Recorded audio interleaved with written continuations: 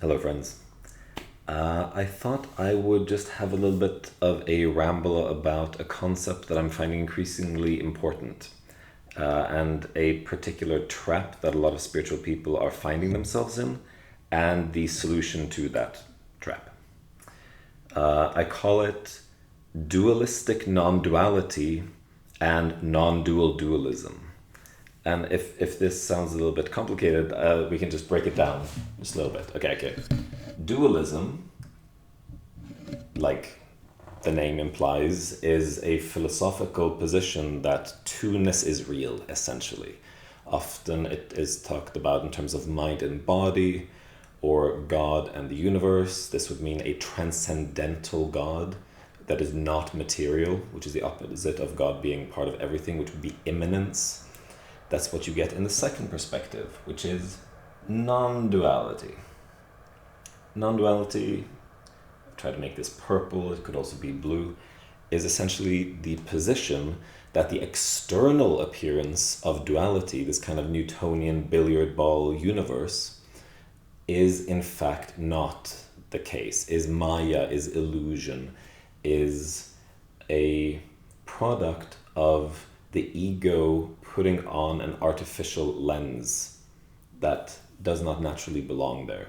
Everything is fundamentally one, is how this is usually translated. And this is a very real experience that people from all kinds of spiritual traditions and beyond have. And although these can be argued side to side as different metaphysical propositions, I would also make the straightforward claim that dualism is simply a higher degree of ignorance than non-duality, although we function on these levels at the same time. And this brings us to this key problem that happens.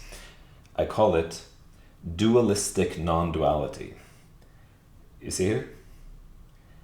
This is just dualism, but instead of mind and body or self and other, God and man, we have replaced non-duality with one category, and then we have dualism as a separate category again.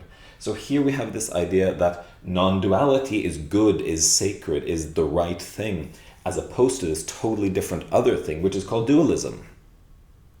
Which makes no fucking sense. Because that's just duality again, but with another step included. That's still dualism, yo.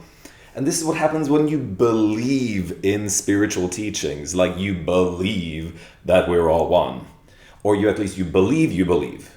Because you only believe intellectually. It's in the absence of the ego making beliefs like this that actual non-dual experience happens, yo. And so this also, in terms of real non-dual experience, can prop up. Happens a lot in the Buddhist community, a lot in the macho meditator community. What happens there is what I call enlighten your head and cut it off. And then all you need to do is just apply a little bit of light subconscious concentration meditation to keep your head from like connecting back to your body. And you're in this like enlightened headspace, but you're not fully connected, not fully present. The awakening experience hasn't filled out the energy channels and the chakras because there is a judgment against the dualistic and an identification with the non-dualistic, which, as we've just seen, is dualistic. This is a path of integration. And although you can get quite far without truly integrating, it's always going to be incomplete if you follow this kind of dualistic mind pattern. So what's the solution? The solution is to base yourself in non-duality and actually know what that is. And from there, or at least you can take a dualistic version of this as well, non-dual dualism.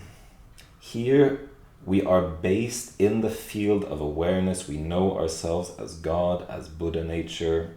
This is the ground of our experience, as we would say in the Tibetan system. And within that ground arises yin and yang, arises polarity, arises dualism, arises the body that fears or desires, arises me not knowing your thoughts, and manifests uniqueness, the beauty of how we fulfill our different functions in this interwoven tapestry of life, which is part of our experience. And so when you see spiritual teachers that say things like, you are not the body, I would argue this is falling into this dualistic non-duality trap. Could be an appropriate teaching at the time, but ultimately it is about ceasing to believe, not believing that you are not. And so I hope that this explains a little bit where a lot of different people are coming from at different times, where obviously we slide between these also significantly. But I thought this might be a helpful model to some of you.